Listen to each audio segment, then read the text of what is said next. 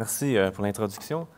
Donc, ça me fait plaisir aujourd'hui de venir vous parler un peu de technologie, de projets et surtout d'avenues possibles pour l'automatisation des transports.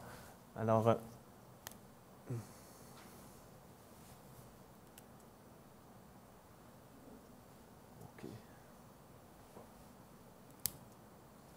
problème de connectivité. Alors, donc, comme expliquait M. Mousseau, je suis de l'Institut de véhicules innovants. On est un centre collégial de transfert technologique. Notre mission, c'est d'accompagner des industriels québécois dans l'adoption de nouvelles technologies et plus particulièrement sur l'électrification du transport. Et plus récemment, on a commencé une branche de recherche, un axe stratégique qui concerne l'automatisation des transports. Alors, ma présentation aujourd'hui, c'est juste vous faire un survol de nos activités qui ont eu lieu en électrification. Et aussi, après ça, vous parler un peu des projets sur lesquels on s'en va.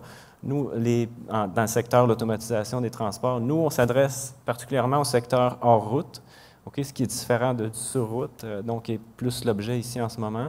Par contre, je remarque des parallèles qu'on peut faire entre ces deux secteurs-là pour la réflexion.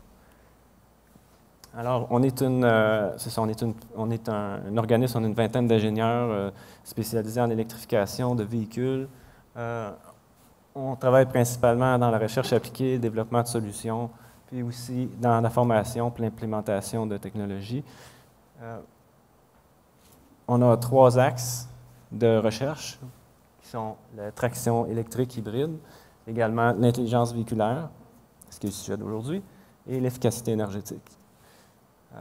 Pour expliquer un peu c'est quoi nos activités, j'aime bien prendre un projet qu'on a complété récemment puis qui en fait il continue.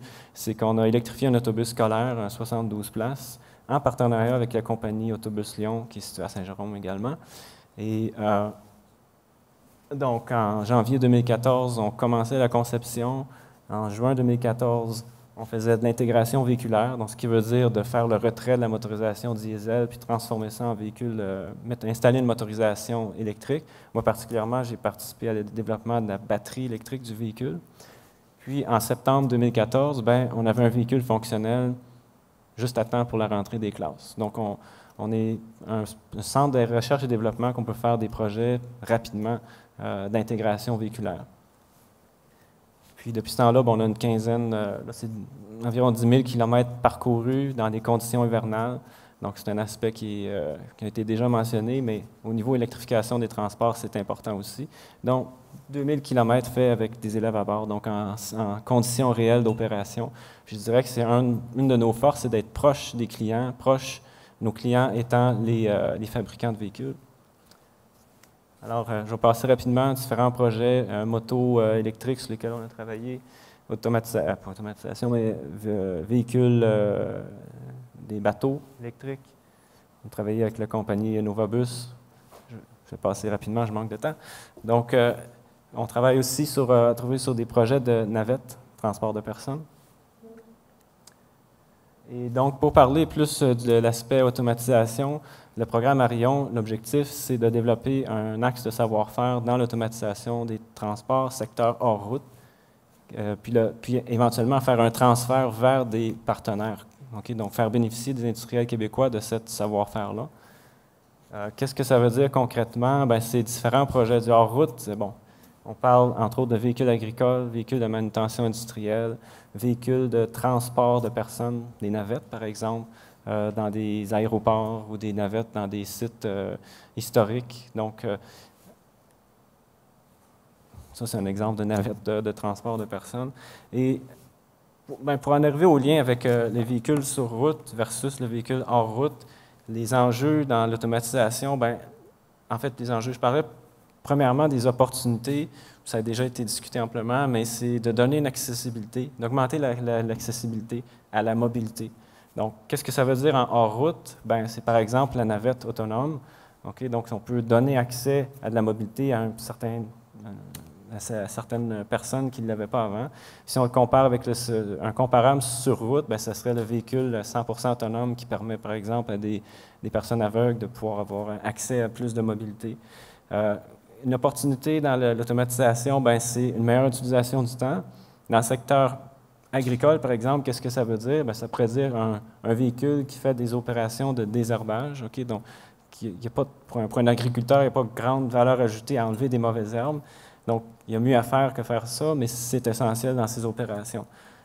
Dans un cas sur route, bien, on parle de conduite autonome, donc on n'a pas besoin d'être concentré sur la route. On peut vaquer à d'autres tâches, donc ça fait une meilleure utilisation du temps.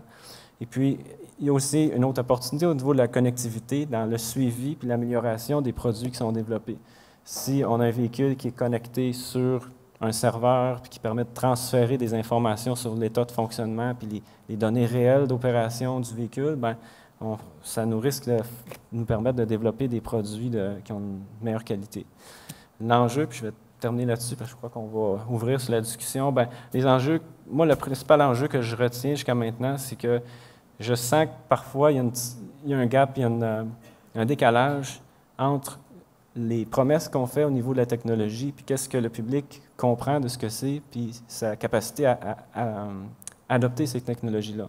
Je crois que c'est important je crois qu'il y a une certaine éducation à faire pour que le message lancé soit le bon et soit compris, pour pas qu'on génère de la déception. Je veux dire, pour qu'une personne puisse comprendre qu'est-ce qu'un véhicule partiellement automatisé versus 100% automatisé. Il y a une éducation à faire à ce niveau-là pour qu'on puisse mieux intégrer ces technologies. Donc, je vais conclure là-dessus. Puis sur la question du 2020, je partage l'avis également que c'est très rapide à mon sens. À mon sens, c'est quasiment demain. Il faudrait que les véhicules qui sont en phase de conception actuellement soient déjà en train de faire, que toute la conception véhiculaire qui se fait en ce moment pour 2020 soit déjà en train d'intégrer des systèmes 100% autonomes. Je crois que c'est rapide. Puis, ben voilà, fait que peut-être ça va exister, ce véhicule-là, mais à voir si c'est un succès commercial versus une possibilité d'être commercialisé. Je crois qu'il y a un step à faire entre les deux, qu'il y a un gap à combler entre les deux. Monsieur Rousseau?